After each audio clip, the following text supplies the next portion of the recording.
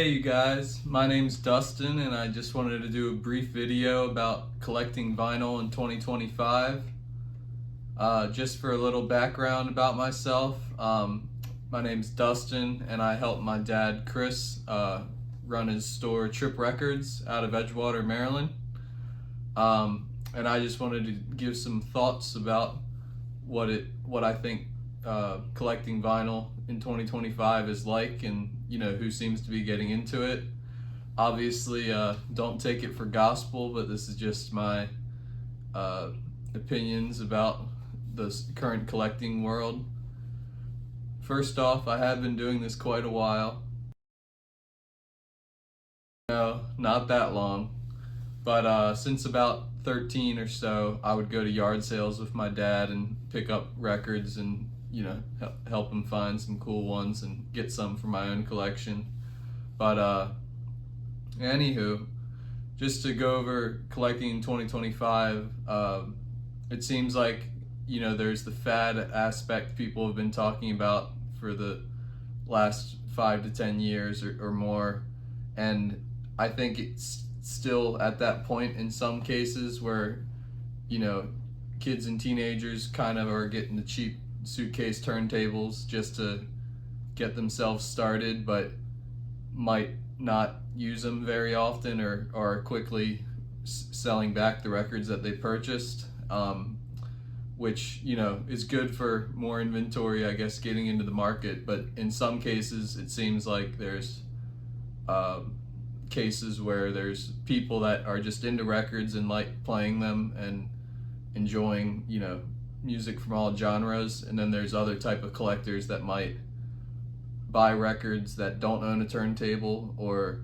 are just wanting to frame them on the wall, which is cool, but it is definitely a departure from like what normal collecting might have been like in previous decades. So that's kind of been interesting to see.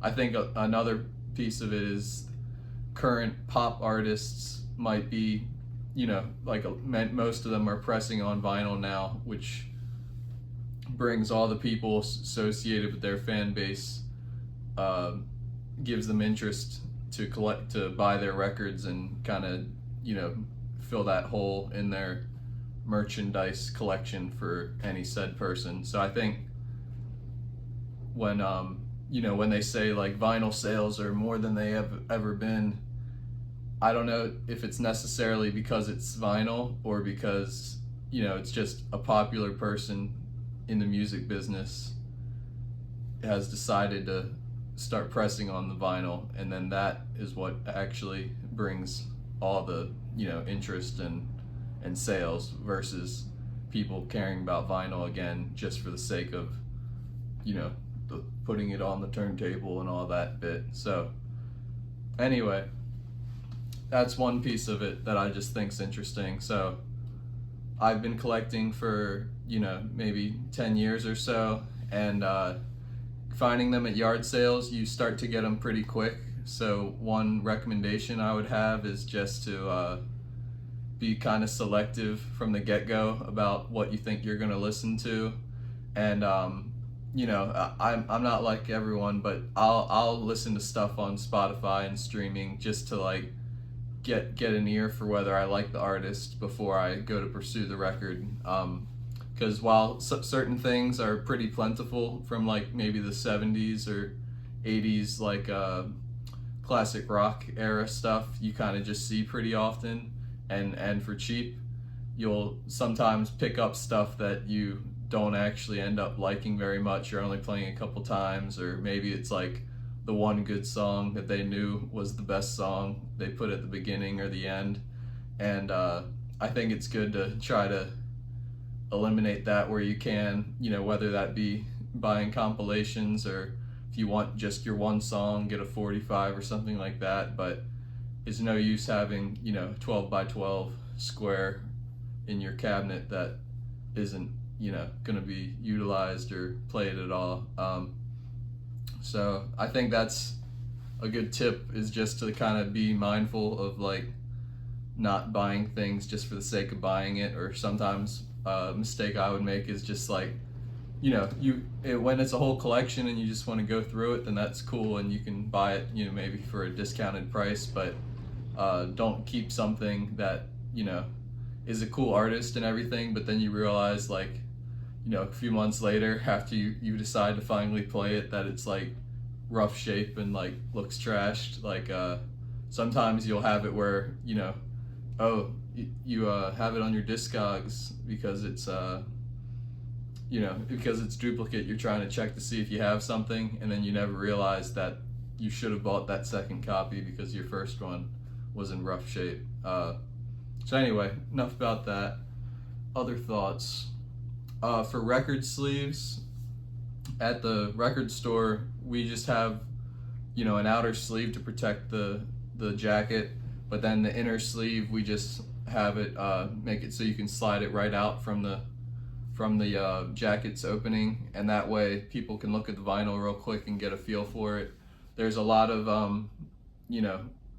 advice in the record community for when you're at home to have an inner sleeve, like a rice paper sleeve for the record, and then put it behind the jacket because you don't want to cause any seam splits in the jacket.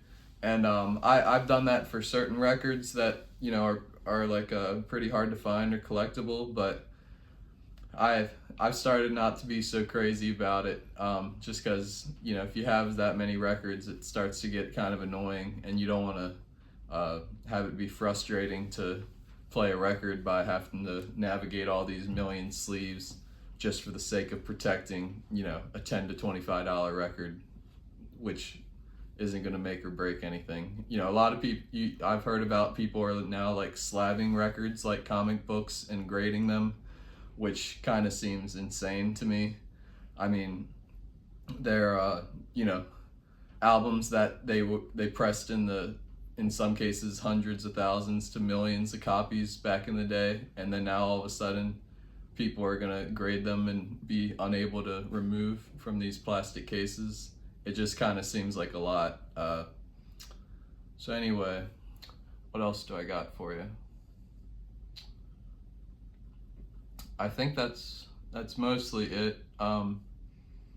Yeah, there's a lot in the record world of like back and forth of like, when's the bubble gonna burst? And we've had at our store, at least, those suitcase turntables come back, and then people talk about what's the next Herb Alpert or Lawrence Welk is gonna be, which is one of the records you see everywhere. And certain artists that are like a big deal now, or might have had like printed too many of their albums, I'm sure will start to come back. You hear a lot about like the Adele 30 album, which was like hundreds and hundreds of copies. Like they printed too many and people couldn't print their records because they were making so many of those.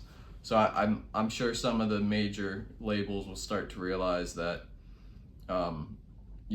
if they print too many of a certain artist, banking on that being popular, and forego all the other artists that people might not know that want to get heard. Hopefully the tide, turns on that. All right, that's it for my first 2025 record video. This is mostly an unedited cut, as you can tell. I hope you enjoyed. Please share, like and subscribe for more. I'm just trying this kind of format out, so let me know if you liked it. Okay, thanks a lot. Bye.